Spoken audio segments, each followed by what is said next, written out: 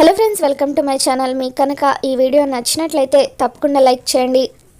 అరవింద ఇంటికి వచ్చిన తర్వాత చాలా డల్గా ఉండడం చూసి ఏమైంది పెద్దమ్మ, ఎందుకు అలా ఉన్నావని చెప్పి వివేక్ అడుగుతూ ఉంటాడు.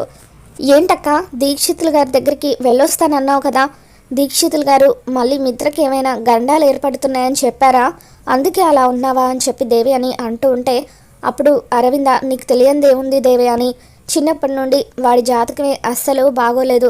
ఎప్పుడు ఏ క్షణాన ఏ వైపు నుండి వాడికి గండాలు ముంచుకొస్తున్నాయోనని చెప్పి వాడి చిన్నప్పటి నుండి నేను భయపడుతూనే ఉన్నాను అని చెప్పి అరవింద అంటూ ఉంటే, అప్పుడు వివేక్ అన్నయ్యకి ఏం కాదులే పెద్దమ్మ, నువ్వు భయపడకని చెప్పి అంటూ ఉంటాడు. దీక్షితులు గారు ఇంకా ఏం చెప్పారక్క అని దేవి అని అంటూ ఉంటే, అప్పుడు అరవింద లక్ష్మి చనిపోలేదు, బతికి ఉందని చెప్పి అరవింద అంటూ ఉంటుంది. దాంతో దేవి అని వివేక్ వీళ్ళిద్దరూ ఒక్కసారిగా షాక్ అవుతారు. ఏం మాట్లాడుతున్నావక్క నువ్వు, లక్ష్మి బతికి ఉండడం ఏంటి, ఆ రోజు న్యూస్లో చూసాం కదా, లక్ష్మి చనిపోయింది కదా అని చెప్పి దేవి అని అంటూ ఉంటే, ఇన్ని రోజులుగా నేను కూడా అదే నిజమని అనుకున్నాను దేవి అని, కానీ లక్ష్మి బతికి ఉందన్న విషయం ఈరోజు దీక్షితులు గారు చెప్పారు. తను ఎక్కడూ లేదట, ఈ చుట్టుపక్కలే ఉందట, త్వరలో మనకు కనిపిస్తుందని కూడా దీక్షితులు గారు చెప్పారని అరవింద అంటూ ఉంటే వివేక్ చాలా ఆనందపడిపోతూ ఉంటాడు. వెంటనే ఈ విషయం జానుకి చెప్పాలి, ఇన్ని రోజులుగా నిజంగానే వదిన చనిపోయిందనుకొని జాను చాలా బాధపడుతుందని చెప్పి వివేక్ అనుకుంటాడు.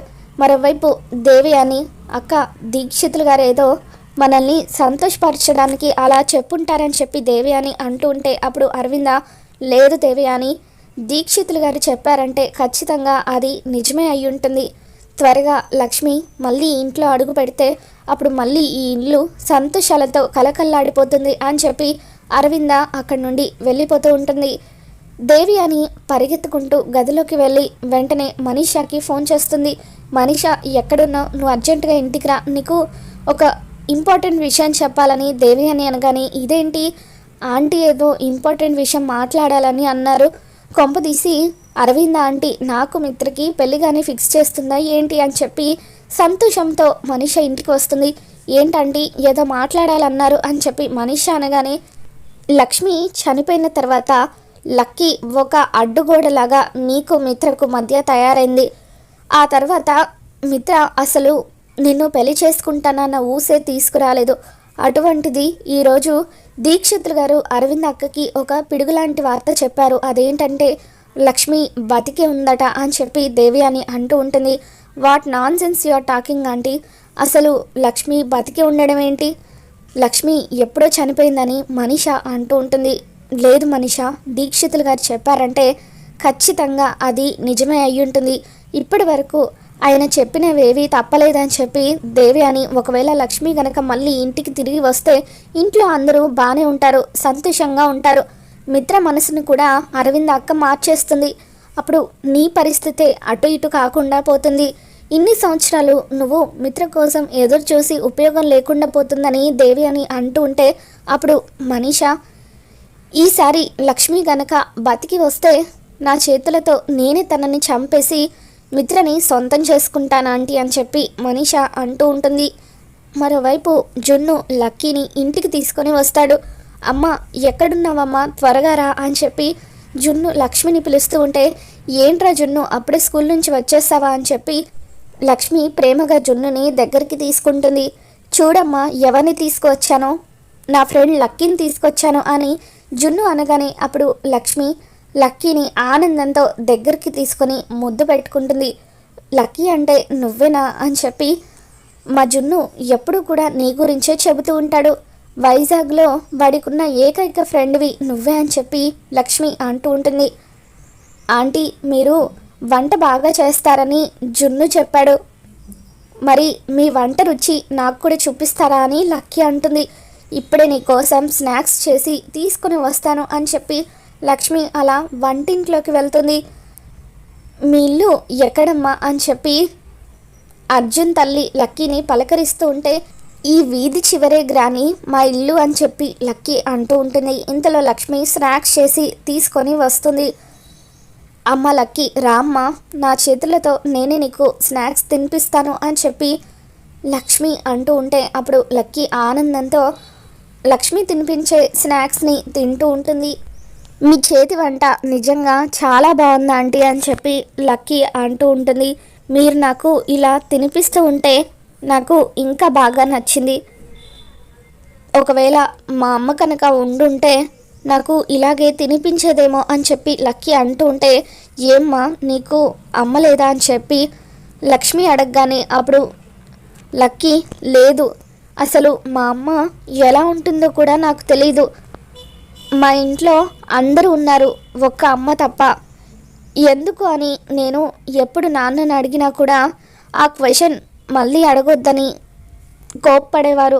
అందుకే నేను ఎప్పుడు కూడా అమ్మ టాపిక్ని నాన్న దగ్గర తీసుకురాను. కానీ మా ఫ్రెండ్స్ అందరూ వాళ్ళ అమ్మల గురించి చెబుతూ ఉంటే నాకు అమ్మ కావాలని అనిపించేది అని చెప్పి లక్కీ అంటూ ఉంటే లక్ష్మి ఎమోషనల్గా లక్కీని దగ్గరికి తీసుకుంటుంది. ఇంకెప్పుడు కూడా నువ్వు అమ్మ లేదని బాధపడొద్దు, కావాలంటే నన్ను అమ్మ అని పిలువు అని చెప్పి లక్ష్మి అలా లక్కీకి నుదుటిన ముద్దు పెడుతుంది. జున్ను, మీ అమ్మ నాకు చాలా బాగా నచ్చింది, మీ అమ్మని నాకు ఇచ్చేయచ్చు కదా అని చెప్పి లక్కీ అంటూ ఉంటే, అది కుదరదు, కానీ కావాలంటే అప్పుడప్పుడు నువ్వు ఇలాగే వచ్చి వెళ్తూ మా అమ్మ చేతి వంటను తింటూ ఉండు లక్కీ అని చెప్పి జున్ను అంటాడు. మరోవైపు మిత్ర లక్కీని స్కూల్ నుండి తీసుకురావడం కోసం అని చెప్పి స్కూల్ దగ్గరికి వచ్చేసరికి అక్కడ లక్కీ కనిపించడంతో జాను లక్కీ ఏంటి స్కూల్లో లేదు, ఎక్కడికి వెళ్ళిందని చెప్పి అడుగుతూ ఉంటాడు. అప్పుడు జాను, బావగారు లక్కీని వాళ్ళ ఫ్రెండ్ తీసుకువెళ్ళాడు, కొంచెం సేపు వాళ్ళ ఇంట్లో ఉన్న తర్వాత ఇంటి దగ్గర డ్రాప్ చేస్తానన్నాడని చెప్పి అంటూ ఉంటే, లక్కీని ఇంటి దగ్గర డ్రాప్ చేసేంత పెద్ద ఫ్రెండ్స్ ఉన్నారా అని చెప్పి మిత్ర అంటాడు. ఎవరా ఫ్రెండ్ అని చెప్పి మిత్ర అడగడంతో, జున్ను బావగారు ఈరోజే స్కూల్లో జాయిన్ అయ్యాడని చెప్పి జాను అనగానే, వాళ్ళ ఇల్లు ఎక్కడా అని చెప్పి మిత్ర అడుగుతాడు. దాంతో జాను జున్ను వాళ్ళ ఇల్లు ఎక్కడుందో మిత్రకు చెబుతుంది. ఇక దాంతో మిత్ర చాలా ఆవేశంగా అర్జున్ ఇంటికి వెళ్తాడు. అర్జున్ ఇంటికి మిత్ర వెళ్ళేసరికి లక్ష్మి హ్యాండ్ వాష్ చేసుకోవడం కోసం అని చెప్పి కిచెన్లోకి వెళ్తుంది. తిరిగి కిచెన్లో నుండి వచ్చేటప్పుడు మిత్రను చూసి లక్ష్మి ఒక్కసారిగా షాక్ అవుతూ కిచెన్లోనే దాక్కుని చూస్తూ ఉంటుంది. ఇదేంటి, మిత్ర గారేంటి ఇక్కడికి వచ్చారు అని చెప్పి లక్ష్మి కంగారు పడిపోతూ ఉంటుంది. బాబు మిత్ర, ఎన్నాళ్ళైంది బాబు నేను చూసి, రా బాబు అని చెప్పి అర్జున్ తల్లి మిత్రని పలకరిస్తూ ఉంటుంది. మీ మర్యాదలు నాకు అవసరం లేదు, ఇంతకీ నా కూతురు ఎక్కడ అని చెప్పి మిత్ర అడుగుతూ ఉంటాడు. దాంతో లక్కీ నాన్న అంటూ మిత్రని హగ్ చేసుకుంటుంది. లక్కీ, చెప్ప పెట్టకుండా ఇలా వేరే వాళ్ళ ఇంటికి రావచ్చా, తప్పు కదా, రా వెళ్దామని చెప్పి బలవంతంగా మిత్ర లక్కీని తీసుకుని అక్కడి నుండి వెళ్ళిపోతాడు. ఇదేంటి, మిత్ర గారిని చూడగానే ఆంటీ ఎందుకు అంత ప్రేమగా పలకరించింది, వీళ్ళిద్దరికీ ముందే పరిచయం ఉందా, అసలైనా ఆ పాపని నా కూతురు అంటూ మిత్రగారు తీసుకెళ్ళిపోతున్నారేంటి, అసలు ఇంతకీ ఆ పాప ఎవరి పాప, ఒకవేళ మనీషాని మిత్రగారు పెళ్లి చేసుకొని ఉంటారా, మరి అలా పెళ్లి చేసుకొని ఉండుంటే మా అమ్మ ఎలా ఉంటుందో కూడా నేను చూడలేదని పాప ఎందుకంటుంది అని చెప్పి లక్ష్మి ఇలా ఆలోచిస్తూ ఉంటుంది. మిత్ర లక్కీని అక్కడి నుండి తీసుకెళ్ళిపోయిన తర్వాత లక్ష్మి కిచెన్ల నుండి బయటకు వస్తుంది. ఆంటీ, ఇప్పుడు ఒక వ్యక్తి వచ్చారు కదా, అతను మీకు ముందే తెలుసా అని చెప్పి లక్ష్మి అడుగుతుంది. అర్జున్ మిత్ర ఇద్దరు కూడా కాలేజ్లో ప్రాణ స్నేహితులమ్మ, ఇద్దరు ఒకే అమ్మాయిని ప్రేమించారు, తన పేరు మనీషా. అర్జున్ మనీషాని ప్రాణానికి ప్రాణంగా ప్రేమించాడు, కానీ మనీషా మాత్రం మిత్రని ప్రేమించింది. అందుకే వాడు ఆ బాధ తట్టుకోలేక ఎన్నో రోజులు తాగుడికి అలవాటు పడ్డాడు. వాడి చేత తాగుడు మానిపించడం కోసమే మేము వైజాగ్ వదిలేసి దూరంగా వచ్చేసామని చెప్పి అర్జున్ తల్లి గతం అంతా కూడా లక్ష్మికి చెబుతుంది. గతంలో ప్రాణ స్నేహితులైన వీళ్ళిద్దరూ ఇప్పుడు బద్ధ శత్రువులుగా మారారని చెప్పి అర్జున్ తల్లి లక్ష్మికి చెప్పడంతో లక్ష్మి, దేవుడా, అంటే అర్జున్ గారికి మిత్ర గారికి ముందే పరిచయం ఉందన్నమాట, ఎట్టి పరిస్థితుల్లోనూ మిత్ర గారికి నేను ఇక్కడ ఉన్నానన్న విషయం తెలియకూడదు అని చెప్పి లక్ష్మి అనుకుంటూ ఉంటుంది. అసలు ఇంతకీ మిత్ర గారు పెంచుకుంటున్న ఆ పాప ఎవరై ఉంటుందా అని చెప్పి లక్ష్మి ఆలోచిస్తూ ఉంటుంది. మరోవైపు లక్కీని మిత్ర ఇంటికి తీసుకొని వచ్చిన తర్వాత జయదేవ్తో లక్కీ తాతయ్య జున్ను వాళ్ళ ఇంట్లో సాయంత్రం పార్టీ ఉందట, మనం వెళ్దామా అని చెప్పి అంటూ ఉంటే అప్పుడు మిత్ర అవసరం లేదు, ఆ అర్జున్ గారు నన్ను కూడా ఇన్వైట్ చేశాడు, కానీ నేను వెళ్ళదలుచుకోవడం లేదు, వస్తే వాడు నాకు అవమానం చేద్దాం అనుకుంటున్నాడేమో అని చెప్పి మిత్ర అంటూ ఉంటే అప్పుడు జయదేవ్ లేదు మిత్ర, మనం తప్పకుండా ఆ పార్టీకి వెళ్ళాలి, నువ్వు గనక ఆ పార్టీకి వెళ్ళకపోతే నువ్వు అతని మీద ఈర్ష్యతోనే పార్టీకి రాలేదని మిగతా వాళ్ళంతా కూడా అనుకుంటారు. బిజినెస్లో అలా అనుకోవడం మంచిది కాదు మిత్ర, పోటీ ఏదైనా సరే హెల్తీగా ఉండాలి అని చెప్పి జయదేవ్ మిత్రకి నచ్చజెబుతాడు. దాంతో మిత్ర జయదేవ్ చెప్పడంతో ఆ పార్టీకి వెళ్ళడానికి ఒప్పుకుంటాడు. జున్ను సంతోషంగా లక్ష్మి దగ్గరికి వచ్చి అమ్మ సాయంత్రం పార్టీకి వెళ్తున్నాం కదా, నా ఫ్రెండ్స్ అందరూ కూడా వస్తున్నారు, మా టీచర్ని కూడా ఇన్వైట్ చేశానని చెప్పి అంటూ ఉంటే లక్ష్మి మరింత కంగారు పడిపోతూ ఉంటుంది. అంటే జాను కూడా పార్టీకి వస్తుందన్నమాట అని చెప్పి అలా లక్ష్మి కంగారు పడిపోతూ ఎట్టి పరిస్థితుల్లోనూ నేను ఎవరికంట పడకూడదని చెప్పి అనుకుంటూ ఉంటుంది. మరోవైపు వివేక్ జానుకి ఫోన్ చేసి జాను నీకొక శుభవార్త చెప్పాలి, వదిన చనిపోలేదట, బతికే ఉందట అని చెప్పి అంటూ ఉంటే నువ్వు చెప్పేది నిజమా వివేక్ అని చెప్పి జాను అంటూ ఉంటుంది. దీక్షితులు గారు పెద్దమ్మకి చెప్పారట, వదిన మన చుట్టుపక్కలే ఉందని చెప్పి ఎప్పుడైనా మన కంట పడొచ్చని కూడా దీక్షితులు గారు చెప్పారట అని వివేక్ అంటూ ఉంటే జాను నిజంగా నువ్వు చాలా హ్యాపీ విషయం చెప్పావు అని చెప్పి చాలా ఆనందపడిపోతూ ఉంటుంది. మరి ఈ ఆనంద సందర్భంలో సాయంత్రం జున్ను ఇన్వైట్ చేసిన పార్టీకి నువ్వు కూడా రావచ్చు కదా, మేము కూడా వస్తున్నామని వివేక్ అనగానే జాను కూడా ఆ పార్టీకి వస్తూ ఉంటుంది. అర్జున్ ఏర్పాటు చేసిన పార్టీకి అరవింద మిత్ర వీళ్ళందరూ కూడా వస్తారు.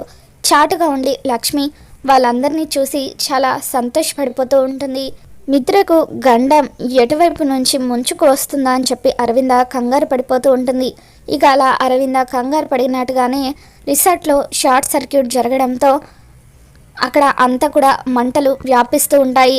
అందరూ కూడా ఆ మంటల్లో నుండి బయటపడతారు, కానీ మిత్ర మాత్రం ఆ మంటల్లో చిక్కుకుపోతాడు. దాంతో చాటుగా ఉండి ఇదంతా కూడా గమనిస్తున్న లక్ష్మి ఒక్కసారిగా ఆ మంటల్లోకి వెళ్ళి మిత్రని కాపాడుతుంది. మిత్రను కాపాడి లక్ష్మి ఆ మంటల్లో చిక్కుకొని స్పృహ కోల్పోతుంది. మరి రాబోతున్న ఎపిసోడ్లో ఏం జరగబోతుందో మళ్ళీ మన ఛానల్లో తెలుసుకుందాం. వీడియో నచ్చినట్లయితే తప్పకుండా లైక్ చేయండి.